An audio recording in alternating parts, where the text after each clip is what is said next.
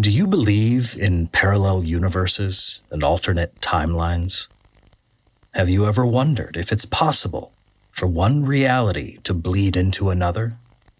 Well, tonight we have a very special guest who claims that this is not only possible, but has actually already occurred. And he has what he says is incontrovertible proof of this fact, a series of tapes. Tapes that he contends are from another universe entirely. And we will be playing those tapes here tonight live on air. I'm Dov Kandel, and this is Candle Against the Dark.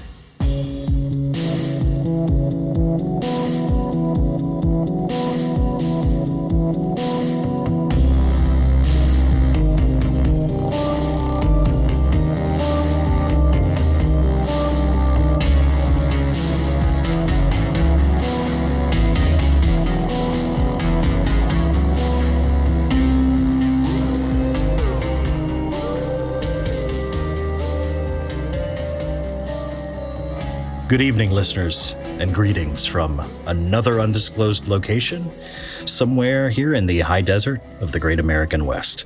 Tonight we have what promises to be a very exciting and unusual broadcast for you, and I'm just going to get right into it because my guest assures me we have a tremendous amount of ground to cover. So for those of you who weren't tuned in 2 nights ago, we had longtime friend and contributor to this show, author and investigator Orson Libretti, on air via the phone to promote his new book, Consummation. And in the course of that discussion, Orson made some shocking claims about that book and the source of its contents.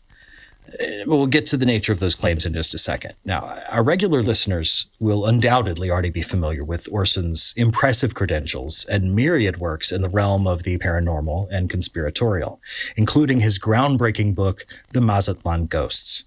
But for any fluttering moths out there who may just now be drawing closer to the flame of truth, here is a brief summary of Orson's incredible career. Orson has doctoral degrees in both mechanical and electrical engineering and is a former major in the U.S. Army. During his service, he was recruited by the DoD into a top-secret program dedicated to investigating strange, unexplained phenomena deemed to be credible threats to our national security. Now, despite his retirement from active duty 15 years ago, Orson has nevertheless continued his tireless investigations into all manner of bizarre occurrences as a civilian consultant. His body of work is bursting at the seams with not only extraordinary claims, but extraordinary proof.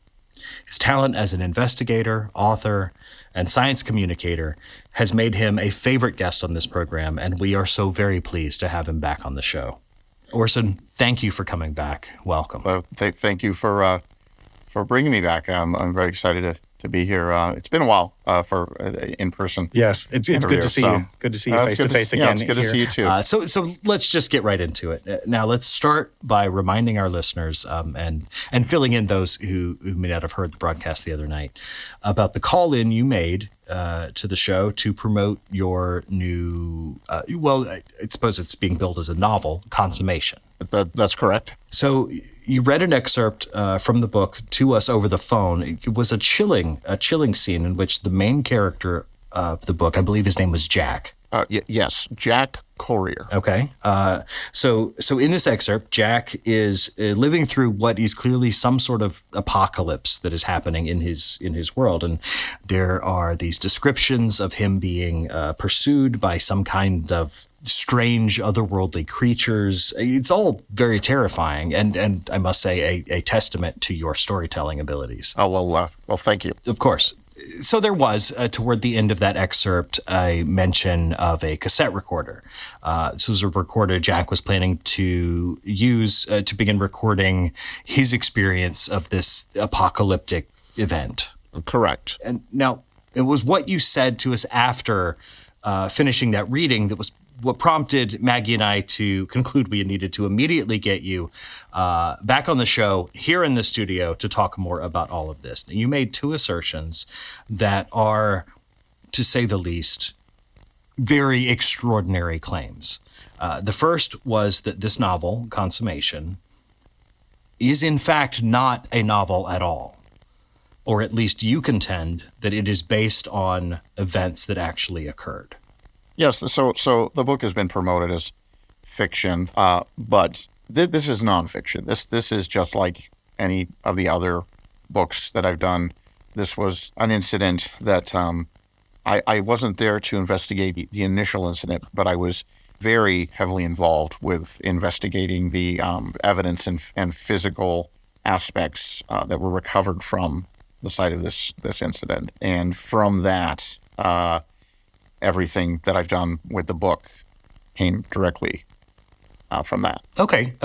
So the factual nature of the book is the first of your amazing assertions. And as I said, that is, to put it mildly, a pretty incredible claim.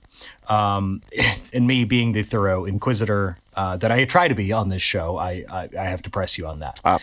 I would be disappointed if you didn't. You are a longtime friend of the show. You have been bringing us the truth for quite some time. But, I would be remiss had I not asked you what proof you have to back up such a claim. And that brings us to your second assertion. It is your contention that these tapes that Jack was about to record in the excerpt from the book that you read the other night not only actually exist, but were recorded in another universe, were somehow transported here, and you have them in your possession. Do I have all of that correct? Yes. Those recordings did happen to him in what constitutes an alternate universe, alternate reality, one just as real as our own. But those cassette recordings, in fact, the recorder itself and other elements from his tale made it into our universe. We were then able to, I was brought in to basically de-engineer the cassettes, and they were something you would recognize as a cassette a little differently, but the difference between, say, an 8-track and the modern cassettes that they have now. And so once I was able to do that, we were able to basically transfer that material onto cassettes which could then be disseminated through the project, through the departments and everything. And I'm sorry for interrupting. I'd like to clarify just for the listeners. Oh, please. Who, if you are comfortable saying this, who was it that brought you into this project? I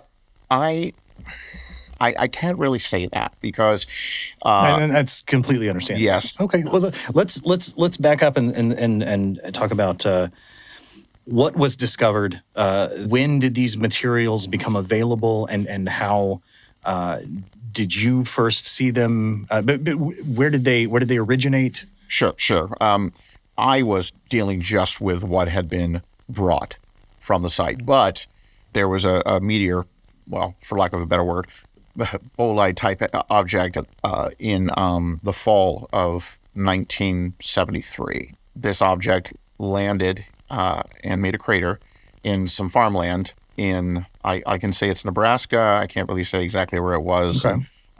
For obvious reasons. I don't want to offend the powers that be, so to speak, but let's just say that if you were to look for this farm, the very small town of which this farm was only one of a few dozen, if you were to go on a map or any records, unless you did an extremely deep and detailed record search, you're not going to find anything about this farm or the farmer or anyone from that area anymore, if you get my meaning. I believe I do. That raises a very important thought, which is, are you concerned about bringing these tapes forward? Another fair question. The case that's based around this, first of all, the reason that you can't really research this farmer anymore, why that's going to run you to a dead end, let's just say that was an artifact of a different administration. Mm-hmm. And frankly, the government, various government agencies, various people within these agencies have dropped the ball. They made a determination, and the determination went counter to, this was a large team of which I was just a part. I was the head of my particular department, but there were 7 department heads, including myself, for this. What were some of these? These other scientists? Oh, yes, yeah. There were scientists, theoretical thinkers, even linguists and historians. Mm-hmm. We were trying to determine if the data that was on these cassettes, whether it was a hoax, and a lot of times you can tell from certain grammatical aspects and Certainly. things. But the general consensus of everyone involved on different department heads and even lower down, there were certain disagreements on the particulars. But I can't offhand think of anyone specifically on the team, and this included some of our officer attachés, who disagreed with our findings. We did not find it to be a hoax, but it was determined to be a hoax, and the case was considered dead. Technically not declassified, but So the recommendation that it be considered a hoax did not come from the team. no, That came not at from all. Not at all. We wanted to higher keep ups. going. Particularly the physicists really wanted to explore this further, and I know for a fact that some of these people, including Roger Bardswell, who you may be familiar with. Yes, yes. Roger was on the team. He's one of the. He's been on so many things. I'm not worried about bringing him up.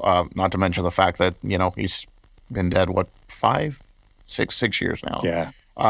There are certain books and papers that he came out with afterwards that talked about some of these aspects.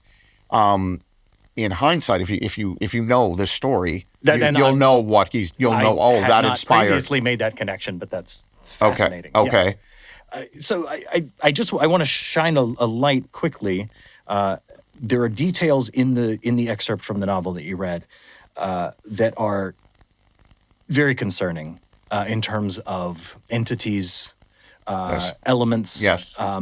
And one thing that I want to address right away, because this is implicitly terrifying if true.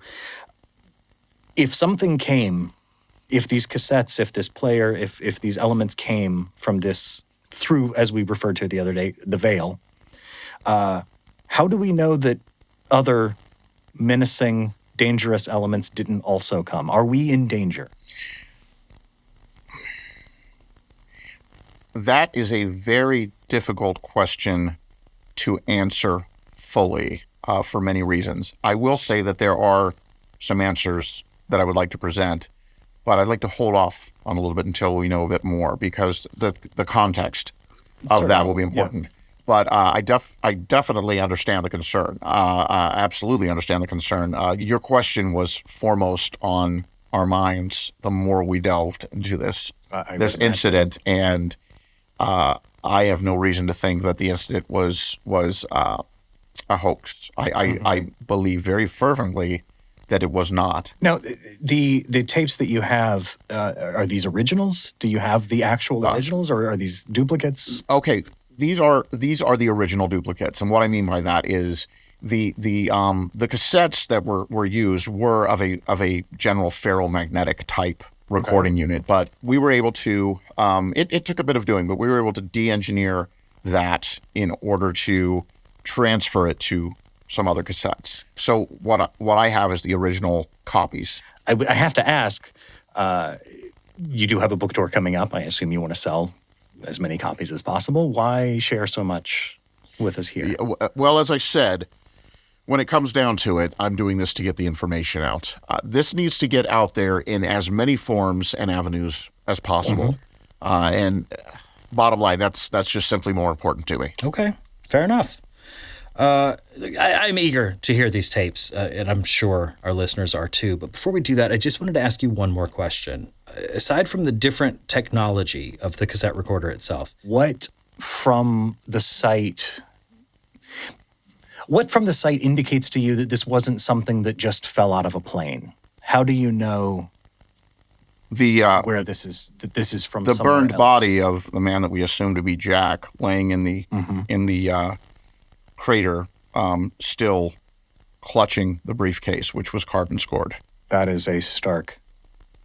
That was a pretty clear indicator that something spectacular had happened. And it wasn't a huge crater. I mean, I just saw the photos, but they had the rulers that you lay on, for size and everything. There were actually a few people standing around. So, but you could imagine something the size of a human being traveling at sufficient velocity to, say, survive the trip to the ground, but to make, I imagine that the briefcase, and I think the determination was the briefcase probably made most of the crater, but there was most of a burned body there, I must say. Things did not end well for Jack. For Jack. If we assume that it's Jack, indeed. Of course. Well, We've pontificated long enough here. I think it's now time for us finally to dive headlong into these recordings. So you have a tape ready to share with us, and I am on pins and needles to hear this. Yeah, the first of many. Yes. So I don't want to give you too much context. I prefer you and the listeners to just kind of go into this without any kind of contextual weight. You know, I just want you to experience them as close to the way that I experience them as possible. That makes just sense. come to them fresh. And I'd also like to give a shout out to the great Maggie Wayne, your producer and wife. She set up a nice little setup here where I can play and control the tapes. We're going to let this one run in its entirety because it really sort of sets everything up, and it gives us a good idea of who Jack is and what his situation is. Okay. So I say we just hit play and let it run, and you know, and of course, if you want to stop at any point and discuss something, that's fine, or we can wait till the end. But it's your show. I leave it in your capable hands. So yeah, let's just let it play. Let's hear what you have. Okay, here we go.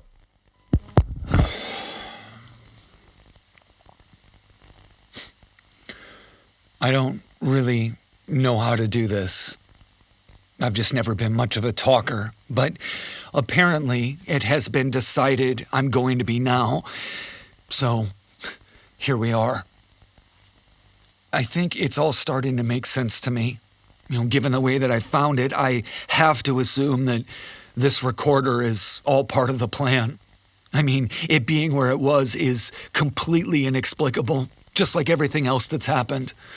So clearly, it's part of the plan. Which means that simply by making this tape, I am probably yet again doing exactly what's expected of me. And I don't have any idea how this fits into everything, but if I have learned anything, it is that nothing is accidental when we're talking about the mechanics of ending a world. And I've also learned that there is no use in resisting whatever is behind all this. And you know what? That's fine. If they want me to use this thing, then I'll use it in the only way I feel compelled to use it, which is to document all of this, everything that's happened, everything that's still happening for, I don't know, posterity, I guess. I mean, it seems kind of moot at this point, but still, I have to at least try to provide a record of the horrors that were visited on my wife, on me, on humanity. So I guess what follows will be, in essence, my own version of a protest song. And I have no idea who I'm even talking to because I'm pretty sure that there isn't anyone left. But still, here I am. Because even if there is nobody left, I still need to say these things out loud. I need to try to process it, to somehow make sense of it all. And I should probably start by acknowledging that I am keenly aware that there is a very small but nevertheless real possibility that I'm simply having a psychotic break, that everything I think has happened hasn't, and that Scylla's actually okay, and she's still alive, still whole. You know, that I didn't do what I think I did, and I didn't see what I think I saw, that somewhere along the line, I just had a complete break from reality. And God, I really hope that's true, because it would certainly make a lot more sense than anything I've experienced in what I'm assuming has been the past couple of days. I don't know, maybe it's even been weeks. It's hard to tell. Time feels weird now. Now, I have no idea how long I was driving through that fog before I found this place, but that alone felt like an eternity. And the sun has been gone for what feels like an impossibly long time. Definitely more than a day.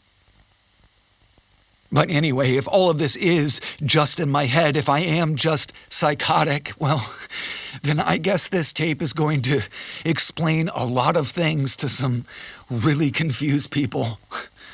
And no matter how small I think the chances of that are, if that's the case, if what I think is happening isn't happening, if Scylla's actually all right, then I'd want her to know why.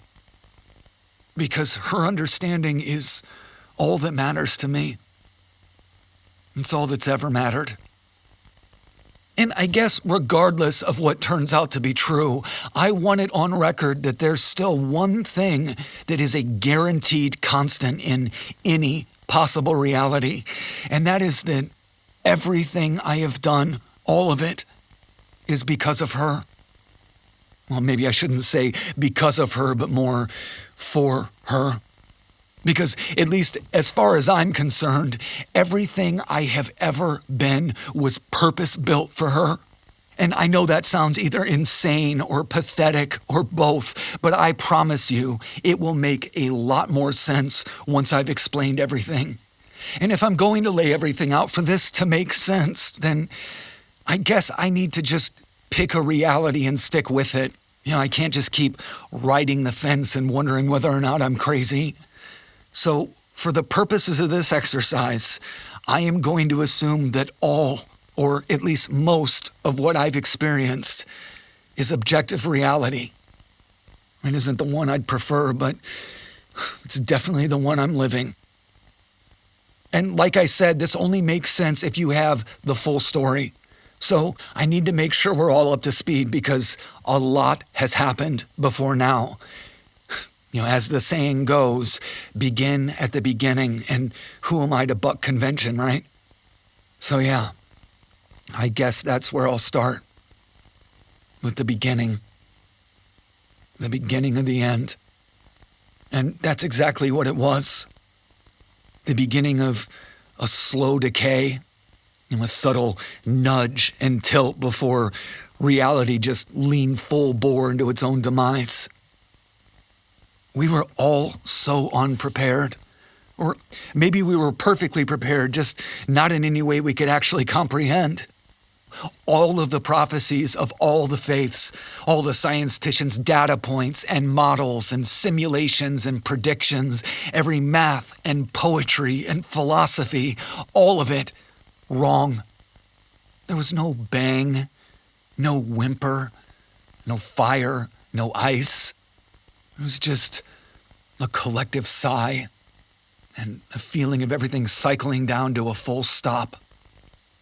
But what strikes me the most is that no one felt or noticed the strangeness of it all, even as it was actively consuming them. No one but me.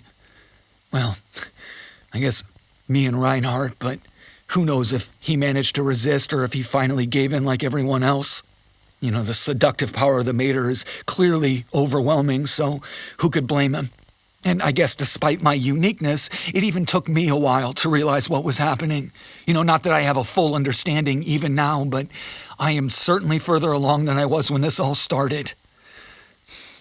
And here is one thing I know for certain. The proverbial party is over. Whoever or whatever is in charge has ordered the tables cleared and the decorations packed away, thrown away, really, dumped out with the trash, because they are not going to be needed again. And all that's left is just to lock the doors and turn out the lights. I have no idea why I've been left to remain this long, why I was chosen, but I suspect it's simply because I didn't exactly take to the Mater node. Or I guess it would be more accurate to say that it didn't really take to me.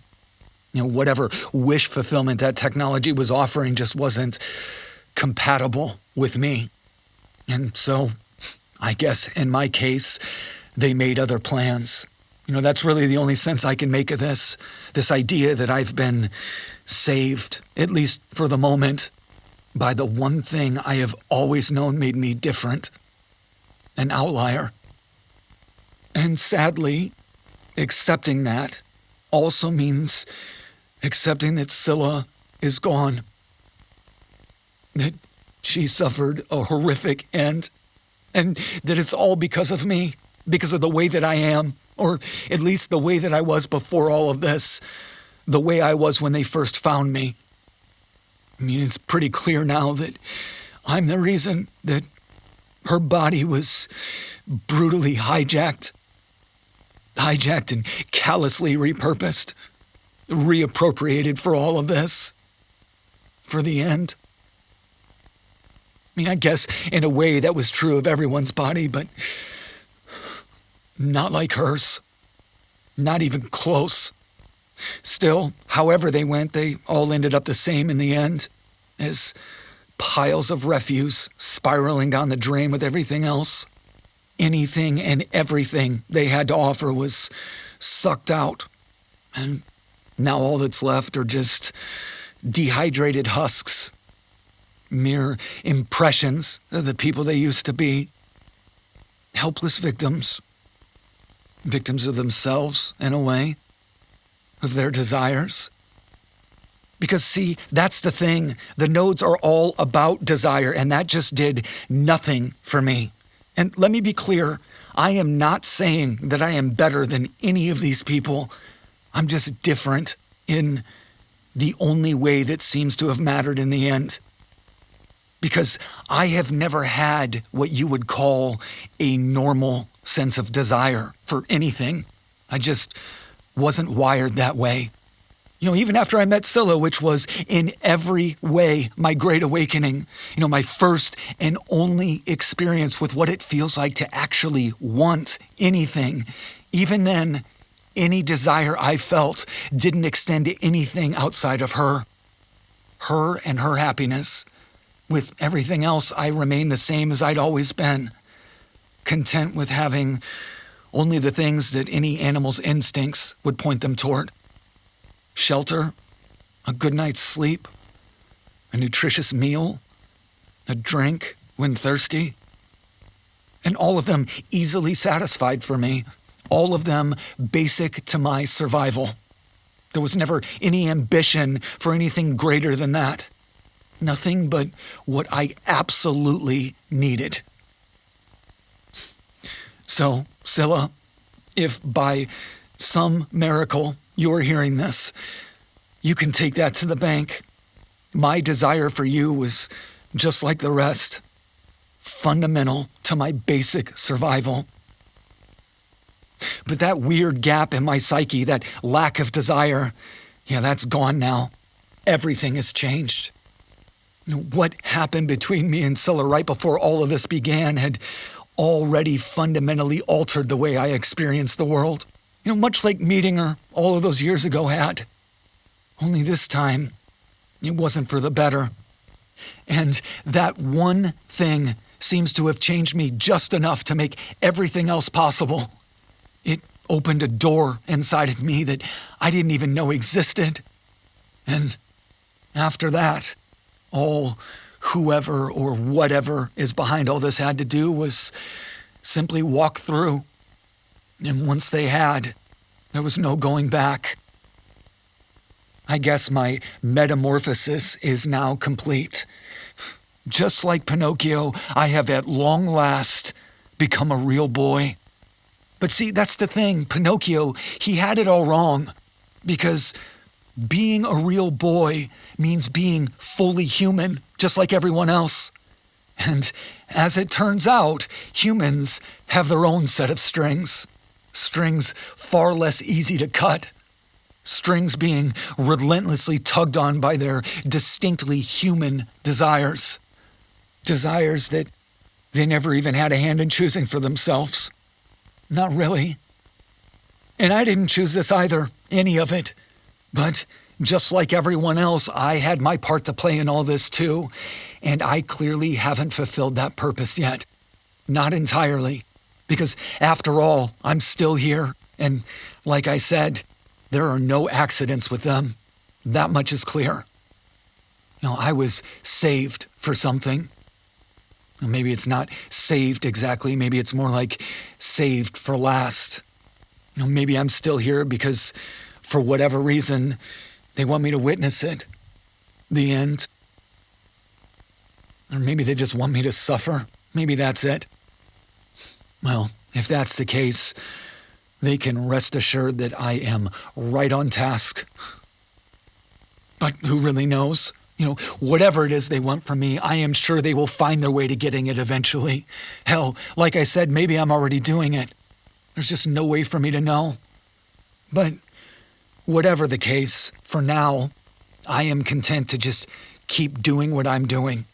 I will document all of it, everything I can remember, because that's really the only choice I have at this point. It's all I've got left. And I will keep doing it until I can't anymore, until whatever end they have in mind for me finally comes. But first, it looks like I need to flip this tape, which means so do you. Guess I'll see you on the other side. All right, I need a minute. I felt much the same way when I first heard that. I can't imagine what it must have been like to hear that and understanding the context of how it was recovered. I want to get some initial thoughts, and I would ask you to sort of, if you can, go back to mentally the place you were when you first heard that. But outside of the pain that we can hear in his voice, it raises so many questions of the plan. He talks a lot of the plan, yes, and the sort of, you can hear the futility in his voice and his tone, and the love he clearly has for I believe it was Scylla. Yes, Scylla. Yeah, short for Priscilla. A term of endearment. Clearly, he cared deeply. Oh, yes, certainly. So in the recording, Jack talked about, he used the term mater nodes. Yes, yes. Can we speak a little bit? Especially, there was a reference to desire, and I would just... Sure. We can only, surmise so much from what we have, but it appears that the mater node was some sort of network that people tapped into, and it affected their desires in such a way that they became dependent, emotionally, existentially dependent upon this system. I mean, for lack of a better word, it sort of operated like a drug. And in that was what would become the undoing of things, as Jack alludes to in the recording. I don't want to go too far into it. Jack's going to explain it better than I can. And again, we can only, in his own words, right? We can only surmise so much. As he said, he didn't quite take to it. So his witnessing of the thing is different than, say, someone who did take to it. So he can in certain ways only describe it in negation, which is very kind of an important point of Jack's story is this sense of negation and repulsion versus everybody else who appears to have taken to this thing wholeheartedly. And that what strikes me profoundly is how, though it sounds like he escaped something, he seems incredibly lonely in that repulsion, as you said, from it. It almost may have been better had he succumbed. Well, he mentions this concept, half jokingly, of becoming a real boy. Yeah, and you get the sense that he recognized his inherent difference from other people with this extreme lack of desire that he talks about. We actually had some psychologists come in to try and create a psychological profile for Jack, and they couldn't quite land on exactly what it was. His need for satisfaction, that need was greatly diminished to almost being non-existent. As he said, he wanted things, I believe he said nutritious, like a nutritious meal. Things. Certainly. He had the animal, the little lower down on the brainstem. He had those aspects, but not the others. But the things that what we would think of as desire, like ambitions and things like that, he doesn't appear to have had these sorts of things. But then at some point, as we learned in the tapes, Priscilla comes into his life. I was about to say, with the exception of Priscilla, clearly. Right, and then since then, something new has happened, and it's almost like it's always appeared to me that there was some sort of switch within him that would get turned on and off, but it wasn't his hand on the switch, if that makes sense. Perhaps the plan that he refers to. The plan, and whoever, as he said, whoever or whatever is behind it. But all of this, there is a certain distinct narrative that is going to come out, because Jack is trying to tell his story. This isn't just simple, Dear Diary. It's, yeah. And I think it's fair to acknowledge up front that there clearly is no happy ending in this story. No. We're getting the blue light from Maggie. I believe that she, like the rest of us, would like to hear more. But before we move on, we do need to take a quick station break. So let's do that. And then we'll be back with more from Candle Against the Dark.